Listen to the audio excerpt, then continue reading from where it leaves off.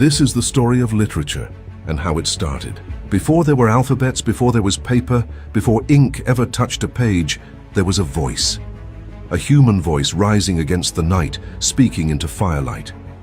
Imagine our ancestors sitting beneath a sky heavy with stars, the world vast and frightening around them. Someone begins to speak of a hunt, a storm, a creature in the shadows. Others listen.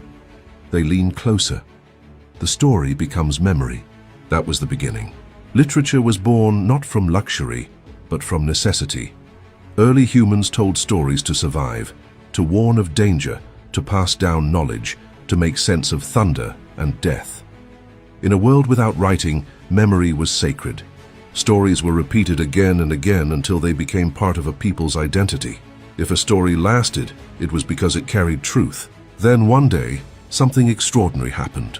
In ancient Mesopotamia, humans pressed symbols into wet clay. For the first time, words could outlive the breath that spoke them. From that world emerged the Epic of Gilgamesh, one of the oldest surviving works of literature. And what did it ask? Not how to build empires, but how to face death, how to endure grief, how to live meaningfully. From the very beginning, literature wrestled with the deepest human fears. In ancient Greece, a poet named Homer sang of war and wandering in the Iliad and the Odyssey. These stories shaped how a civilization understood courage, honor, and fate.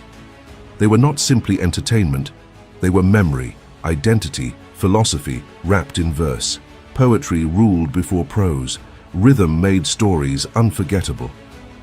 Soon, literature stepped onto the stage. In Athens, crowds gathered to watch tragedies unfold under open skies. Playwrights like Sophocles explored pride, guilt, and suffering. Audiences wept together, reflected together, questioned their own lives through the lives of fictional kings.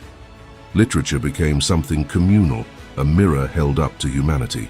And this story was never limited to one culture. In India, the Mahabharata stretched across thousands of verses, asking what duty truly means. In China, the teachings later compiled as the Analects preserved moral philosophy and wisdom. Across Persia, poets turned longing into music.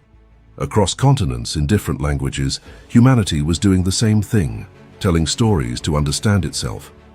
Centuries later, Shakespeare would write of jealousy, ambition, love, and betrayal, and we would recognize ourselves instantly.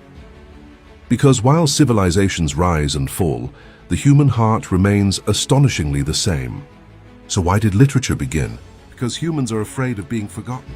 Because we needed to remember the dead. Because we needed to explain the world. Because silence was too heavy to bear. Literature began the moment someone decided their experience mattered enough to be shared. It began as a whisper beside a fire, and it continues every time someone opens a book,